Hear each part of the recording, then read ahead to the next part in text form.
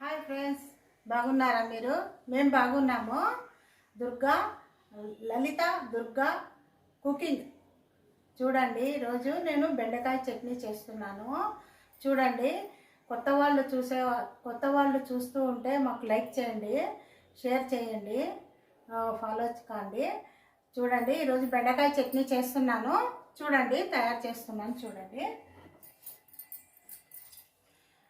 ఇవి మిరపకాయలండి, కడిగి తరిగి పెట్టుకున్నాను. 8 మిరపకాయలండి తుంచి పెట్టుకున్నాను. ఇవి కారం ఉన్నాయి, మీకు ఎన్ని కావాలో అన్ని వేసుకోండి. నేను 8 వేసుకున్నానండి, అన్నీ తుంచి పెట్టేసుకున్నాను సన్నగా. ఈ బెండకాయలు ఒక 1/4 కేజీలో సగం అండి, ఒక 200 గ్రాములు అండి. ఇవి 200 గ్రాములు బెండకాయలండి.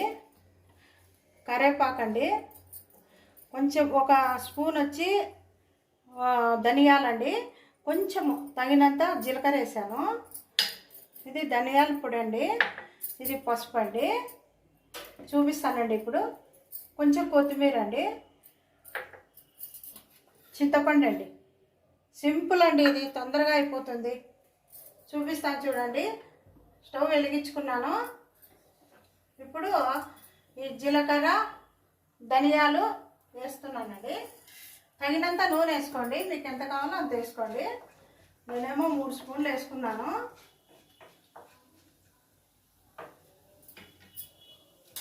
కరివేపాకు వేస్తున్నానండి.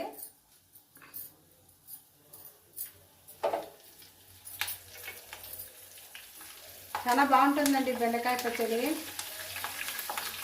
అన్నంలోకి బాగా సూపర్ ఉంటుంది. వేడివేడి అన్నంలోకి నెయ్యి వేసుకొని బెండకాయ చట్నీ వేసుకుంటే భలే ఉంటుందండి. దాంట్లో చింతపండు పడుతుంది, విధాలుగా చేస్తుంటారు. దీంట్లో టమాటా అంతా వేస్తుంటారు. నేను సింపుల్గా చేస్తున్నానండి, సూపర్ ఉంటుంది. చేసుకొని చూడండి. ఇప్పుడు పచ్చిమిరకాయలు వేస్తున్నానండి, ఎందుకంటే కట్ చేసి పెట్టుకున్నాను. మామూలుగా పొడి వేస్తే చిట్లుతుందండి, అందుకని ఇట్లా కట్ చేసుకుంటే ఎగరదండి.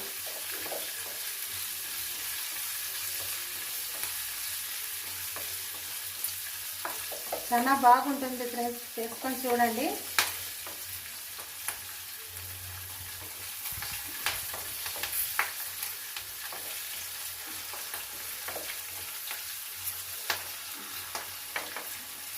ఇలా సన్నగా కట్ చేసి పెట్టుకోవాలండి. ఇలా ముక్కలు చేసుకోవాలి. చిన్నగా కటింగ్ చేసుకుంటే తొందరగా అవుతుంది. చిన్నగా చేసుకోవాలండి.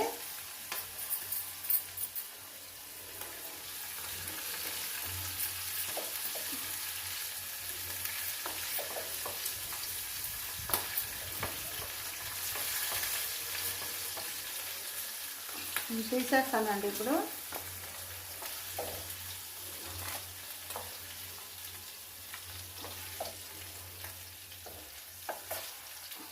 దీంట్లోకే బెండకాయలు కూడా వేసేస్తాను, ఇదే నూనెలోకే. ఎందుకంటే ధనియాలు జీలకర్ర పడితే టేస్ట్ బాగుంటుంది చట్నీ.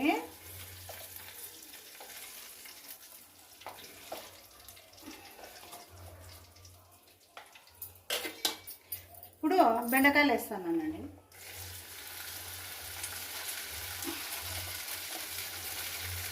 నేను కొంచెం చేసుకుంటానండి, చట్నీ బాగుంటుంది. దీంట్లో ఈ నూనెలోకే బెండకాయలు బాగా వేపుకోవాలి, మెత్తగా కావాలి బెండకాయలు.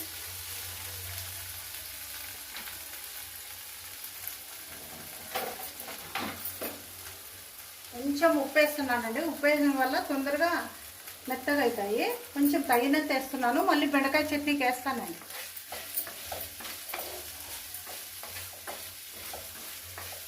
కొంచెం మగ్గినాక చూపిస్తానండి. చూడండి, మెత్తగా అయిపోయినాయి. చూడండి మెత్తగా అయిపోయినాయి. ఇప్పుడు దీంట్లో కొంచెము కొత్తిమీర వేస్తానండి. ఇంకా కొత్తిమీర వేస్తాను. ఇది చింతపండు ఒక స్పూన్ నిండా ఇలా గుజ్జు వేసేసాను. ఇప్పుడు చల్లగా అయినాక చట్నీ నూరి చూపిస్తానండి. మిక్సీకి వేసి చూపిస్తాను. చల్లగా కావాలండి, బెండకాయ ఎంత చల్లగా అయినాక మిక్సీకి వేసుకోవాలి. చూపిస్తానండి. చూడండి, తగినంత ఉప్పు వేసుకున్నాను. కొంచెం మరీ ఎక్కువ అవుతుంది, తగినంత వేసుకున్నాను. ఇప్పుడు చల్లగా అయినాక చూపిస్తానండి. చూడండి, బెండకాయ మెత్తగా అయిపోయింది, మెత్తగా చల్లగా అయిపోయింది, వేడి తగ్గింది. ఇప్పుడు పచ్చిమిరపకాయలు, ఉప్పు, ధనియాలు, జీలకర్ర అంతా ఇవి పెట్టుకున్నాం కదా. ఇప్పుడు ఫస్ట్ ఇవి మిక్సీలోకి వేస్తానండి.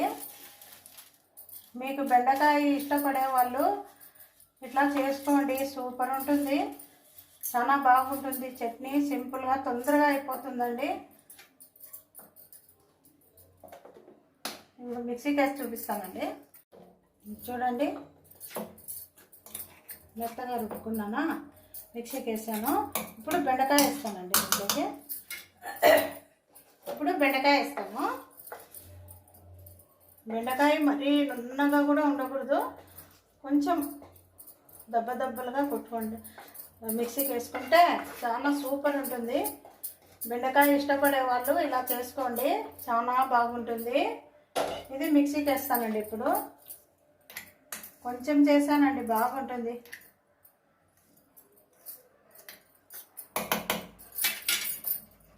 మిక్సీకి వేసుకుంటాను. చూడండి, బెండకాయ చట్నీ రెడీ అయింది. దీంట్లోకి వేసుకున్నాను. దీనికేం తిరువాత అవసరం లేదండి, ఇట్లా వేసుకోవచ్చు. కావాలంటే మీ ఇష్టం అండి, వేసుకొని తింటారా, తిరువాత వేసుకొని దీంట్లోకి వేసుకుంటారా వేసుకోండి. నేనేమో తిరువాత వేయనండి, ఇదే బాగుంటుంది. 5 నిమిషాల్లో అయిపోతుందండి చట్నీ, వేపుకోవడం ఒకటే లేటు. చాలా బాగుంటుంది, చేసుకొని చూడండి ఫ్రెండ్స్. చూడండి, బెండకాయ చట్నీ రెడీ, సూపర్ ఉంటుంది, చేసుకొని చూడండి ఫ్రెండ్స్.